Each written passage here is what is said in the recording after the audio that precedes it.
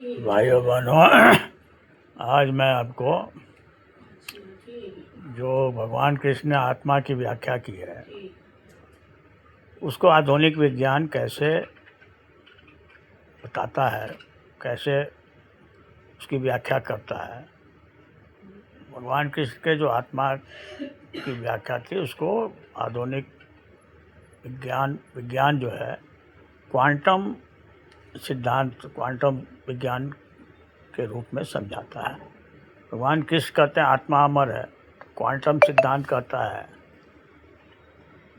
कि इलेक्ट्रॉन भी अमर है।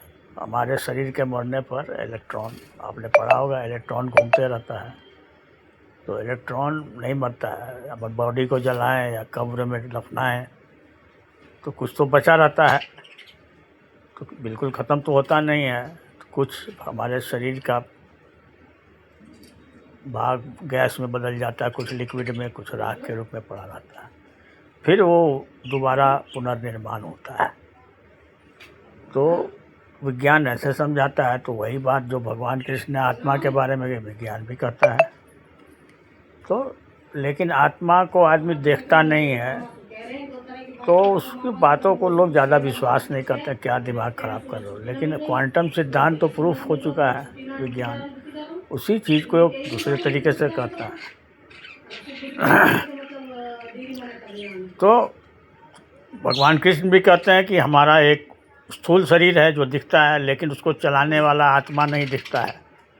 तो क्वांटम सिद्धांत कहता है कि हम जो कुछ भी देख रहे हैं वो स्थूल है, लेकिन उसको चलाने वाली ऊर्जा जो है वो सूक्ष्म में दिखती नहीं है। वो कहाँ से आती है? सूर्य से आती है। सूर्य में क्या होता है कि दो हाइड्रोजन एटम जिससे इलेक्ट्रॉन निकला रहता है। तो दो हाइड्रोजन आइटम, इलेक्ट्रॉन जो है भागते रहते हैं एक दूसरे से। वो हमेशा, जैसे हाइड्रोजन में पॉजिटिव निगेटिव भी होता है, लेकिन उसमें क्या होता है, सूरज के ऊपर निगेटिव ये निकल जाता है, इलेक्ट्रॉन घूमते रहता है, पॉजिटिव इधर उधर सब आपस में विकर्षित होते हैं। क्योंकि प्रोटॉन उसमें, वहाँ सूरज पर जो है जो प्रोटॉन है, हीलियम, हाइड्रोजन, इलेक्ट्रॉन निकले होते हैं। तो दो प्रोटॉन धनात्मक चार्ज है तो विकर्षण होगा उसमें, तो वो घूमते रहते हैं एक दूसरे। लेकिन कभी कभी मिल भी जाते हैं, और मिल जाते हैं तो भयानक एनर्जी उत्पन्न होती है। वो जब मिलते हैं तो बहुत गर्मी निकलती है, वही सूरज की रोशनी हम तक पहुंचती है। तो हमारे जीवन को, सारा जीवन, जो पशु पक्षी पेड़ पौधे, वही ऊर्जा चलाती है। तो हमारे जीवन का स्रोत क्या हुआ? वो ऊर्जा हुई। अच्छा, अब इलेक्ट्रॉन जो है वो घूमते रहता है। अब हम जो स्थूल में देखते हैं, टेबल यहाँ पर है तो दूसरे कमरे में नहीं हो सकता। ड्राइंग रूम में टेबल है तो बेडरूम में तो टेबल नहीं हो सकता है। लेकिन क्वांटम सिद्धांत कहता है इलेक्ट्रॉन यहाँ भी है, वहाँ भी है, सब जगह है। तो जैसे आत्मा की परिभाषा कही है भगवान कृष्ण ने, वो सब जगह विद्यमान है, शरीर के अंदर भी, शरीर के बाहर भी। तो इलेक्ट्रॉन भी इस कमरे में भी है, उसका कोई निश्चित स्थान नहीं है। तो इससे क्या पता चलता है? प्राचीन काल में हमारे पास माइक्रोस्कोप जैसे ये सब चीज़, सुविधाएं नहीं थी, तो हम लोग एक सिद्धांत आत्मा का बना दिए।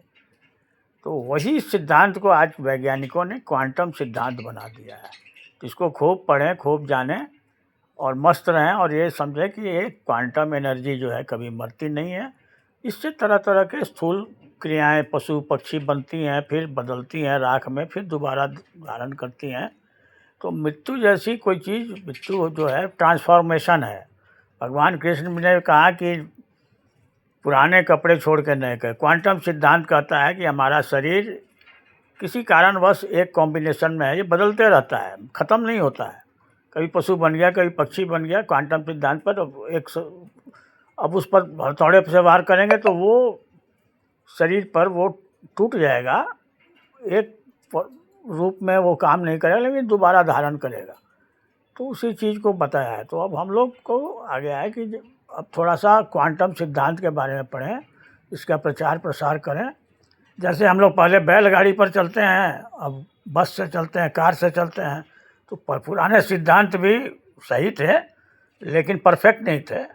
अब परफेक्ट सिद्धांत क्वांटम सिद्धांत आ गया है, उसको आप लोग समझें और जीवन को सुखमय बनाएं, मौत से डरें नहीं, प्रकृति के नियम का पालन करें। प्रकृति के नियम का पालन करने पर आप ज़्यादा दिन तक जिंदा रह सकते हैं, खुश रह सकते हैं, बीमारियों से दूर रह सकते हैं। तो प्रकृति के नियमों को ही क्वांटम विज्ञान कहते हैं। तो अब इस पर पुराने भी सही थे, लेकिन अब ज़्यादा क्वांटम सिद्धांत विज्ञान के बारे में आप लोग जानें, पढ़ें